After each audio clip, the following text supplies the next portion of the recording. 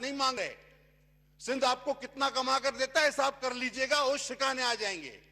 और जनाबे वाला मईशत की तबाही, वजीर रेलवे कहते हैं ये तो कोरोना आ गया। वो तो कोरोना को खुदा की रहमत से तशबीह दे रहे थे, कह रहे हम तो बैंकरप्ट होने वाले थे। मैंने खुद, सबने सुना होगा इंटरव्यू, वो कह रहे थे ये तो अच्छा हुआ कोरोना आ गया। अब बताएं ये हालत है, कहते हैं हम तो तबाह थे। अच्छा, अब कुछ लोग है अपनी मईशत की बेकार कारकर्दगी की तबाही की जिम्मेदारी कोरोना पे डालेंगे, लेकिन ऐसा नहीं चलेगा। कोरोना अलग और ये तबाही अलग। और मैं तो कसम से हमेशा ये सोचता हूं कि ये हुकूमत ही क्या कम थी कि अल्लाह ने ऊपर से कोरोना भी दे दिया है। हम लोग तो इस बात से परेशान है कि ऊपर से कोरोना भी आ गया है। चलें, अल्लाह ताला को पता नहीं क्या मंजूर है। अब कहते हैं जी वजीर आजम के पैकेज का तो कोई मुकाबला ही नहीं, श्रीलंका, इंडिया, इसने उसने क्या ऐसा पैकेज दिया है? यार इस वजीर आजम का तो खुदा की कसम कोई मुकाबला वाकई नहीं, किसी बात में नहीं है। जो आदमी जर्मनी जापान को मिला सकता है उसका कोई मुकाबला कर सकता है? जो आदमी इस दौर में, सर मुझ जैसे वर्कर को इतना टाइम नहीं मिलता कि मैं खबरें देखूं, वो अर्तगल की 90 पूरी 90 किस्तें देख चुका है और बोलता है तुम लोग भी देखो और भी ये वाला ड्रामा बनाएंगे। अब अंदाजा करें आप, ये आदमी की यानी हद है फुर्सत की, और वो पूरी अब तरह से अपने काम में लगे हुए ड्रामा देख रहे हैं। मुझे तो कभी ऐसा लगता है सर, अच्छा उस ड्रामे को बोलते हैं देखो, देखने के बाद क्या करो? वो तो बोलता है सर जहाद करो, लड़ो। अब तो ये तो कश्मीर को भी आप भूल बैठे, आप दे बैठे। कभी ऐसा ना हो कि तलवार लेके वो निकल आए और वहां से निकल जाए कश्मीर की तरफ। थोड़ा ख्याल रखना अपने इस वजीर आजम पे, अर्तगल देख देख के जज्बाती ना हो जाए, ये कश्मीर की तरफ जो है ना झंडा लहराता हुआ ना निकल जाए। जनाबे वाला, अच्छा अभी करता हूं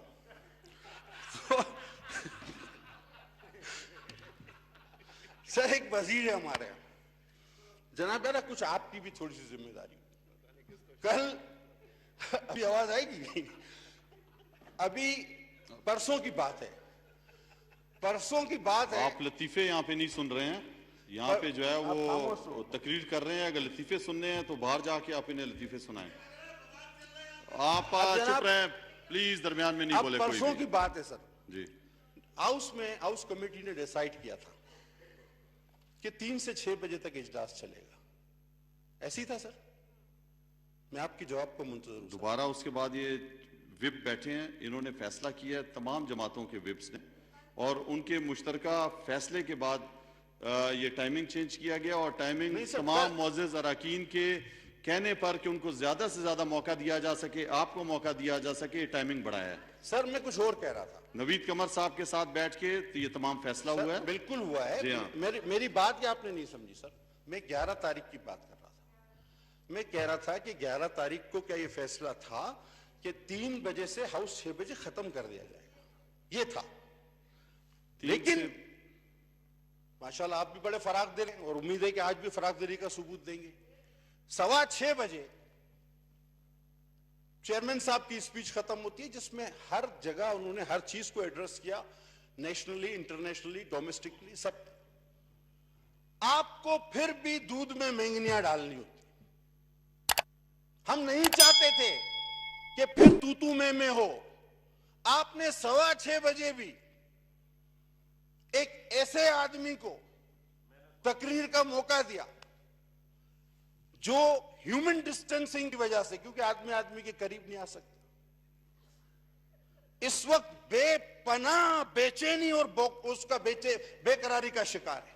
सबको मौका दे रहा हूं मैं, आपको भी मौका दे रहा हूं। आप इस तरह की बातें नहीं करें, कोरोना पे आए। सर मैं कोरोना की बात कर रहा हूं, मैं कोरोना की बात कर रहा हूं। आप किसी की जात पर किसी पर बात नहीं आपने वो बेकरारी, आप चुप कर जाए, बिल्कुल नारेबाजी ना लगाएं। मैं कंट्रोल कर रहा हूं, मेरा काम है कंट्रोल करना, दरमियान में कोई नहीं बोले, आप बिल्कुल नहीं बोले। मेरा काम है कंट्रोल करूंगा, आपका ये काम नहीं है कि आप कोई भी यहाँ पे अपोजिशन से या हुकूमत से नारेबाजी लगाए। इस तराफी की कैफियत में उसने जो आया मुंह में कहता रहा। उसने कहा कि कुत्ते काटते हैं सिंध में। तो भाई जनाब, वैक्सीन वफाकी हुकूमत बनाई थी, NIH, national institute health, NHI, वो बनाते हैं। और लाड़काना का मेयर तो पेमेंट भी कर चुका है, रिसीप्ट हमारे पास है, आप हमें वैक्सीन नहीं देते। दूसरी तरफ का कराची में पानी नहीं है। अच्छा भाई, वो तो पानी आता कहां से है?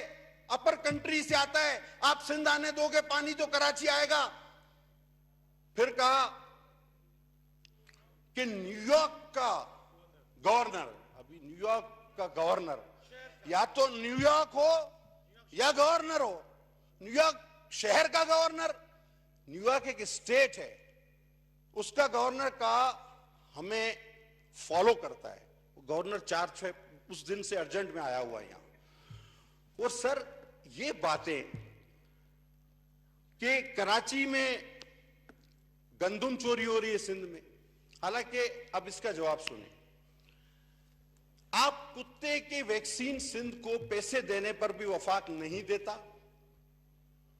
कराची में पानी अपर कंट्री से सिंध को ही पूरा नहीं मिलता, तो कराची तो बिल्कुल टेल एंड में है। गंदुम हमने पिछले साल खरीदी नहीं, इस साल शॉर्टफॉल क्यों आया? ये सिंध हुकूमत की अपनी इनिशिएटिव और इंक्वायरी है। अगर आपने ये बातें करनी हो। 17 मिनट हो चुके हैं सर, मेरी पार्टी का टाइम काट लीजिएगा सर, जितना चाहे काट लिया, नो प्रॉब्लम। इसको जो है वो आप सर, आप मेरी पार्टी का टाइम काट सकते हैं, सब यहाँ मौजूद है, नो प्रॉब्लम।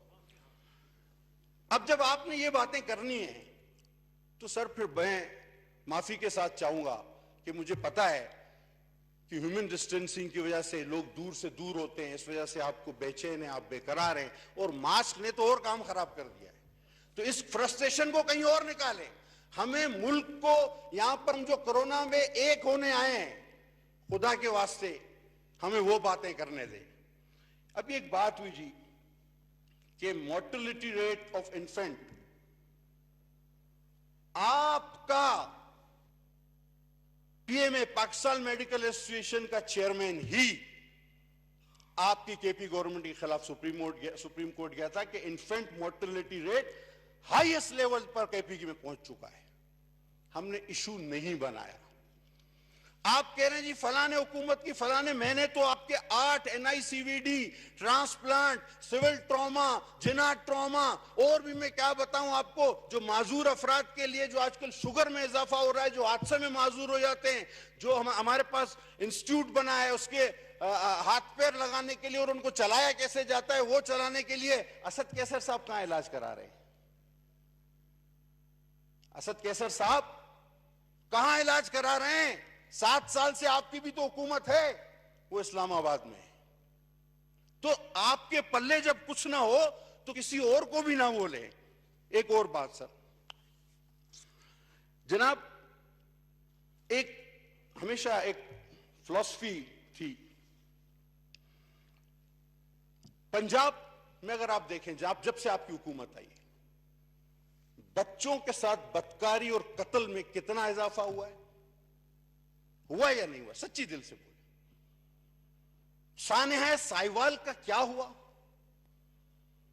आप कहते हैं हमें हिसाब दो 1 अरब रुपए का, हम कहते हैं आप हमें हिसाब दो चीनी के आटे की रिपोर्ट का, आप हमें हिसाब दो BRT का, आप हमें हिसाब दो आरिफ नकवी की फंडिंग का, आप हमें हिसाब दो फॉरेन फंडिंग केस का, आप हमें हिसाब दो पटेल साहब हकीम साहब सईद की कोरोना किताब पे का, आए, कोरोना पे आप हमें हिसाब जिसके दो। लिए पूरी कौम ये तो देख रही है कि कोरोना पे आपकी क्या तजावीज आएंगी। सर मेरी तजावीज तो आप कोरोना पे प्लीज मेरी तनकीद ही मेरी तजावीज है सर।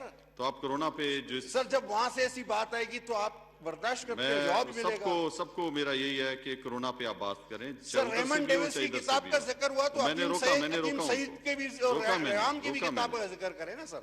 रेमंड डेविस बड़ा आदमी बन गया है। बहरहाल सर, वो नौशेरवान खान साहब कहां गए? बरकी, जिनको पूरा केपी की सेहत आपने हवाले कर दी थी, प्राइम मिनिस्टर साहब के कजन थे।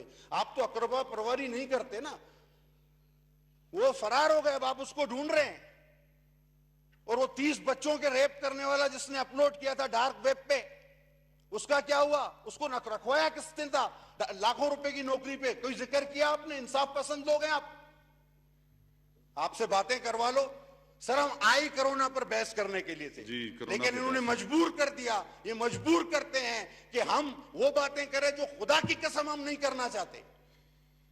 आप अपनी बहस को भी कंक्लूड करें, इसको इख्तिताम की तरफ लेकर जाएं स्पीच को। बहरहाल सर मैं इन्हीं बातों पर इख्तिसार करूंगा और मैं चाहूंगा कि मेरे चेयरमैन ने जो तजावीज़ात दी हैं आपको, सही, वो और हम बहैसियत सिंध गवर्नमेंट आपसे मुकम्मल ताउन करने को तैयार है। वजीर आजम साहब ऑनरशिप ले, वो इस मुल्क के वजीर आजम बने, अर्तगर्ल को छोड़ के हाउस में आ जाएं, यहां पर बैठ के हमें बताएं करना क्या है और जिम्मेदारी लें